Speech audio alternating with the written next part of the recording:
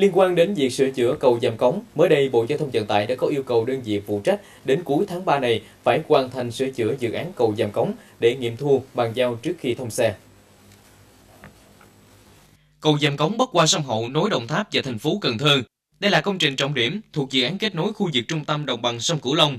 Đây là công trình từ nguồn vốn ODA của Hàn Quốc và đối ứng của chính phủ Việt Nam, được thực hiện bởi các nhà thầu Hàn Quốc. Giữa tháng 11 năm 2017, các đơn vị thi công đã phát hiện dầm ngang của cầu bị nứt. Bộ Giao thông Vận tải chọn phương án thay thế 60% diện tích dầm thép ngang để khắc phục vết nứt.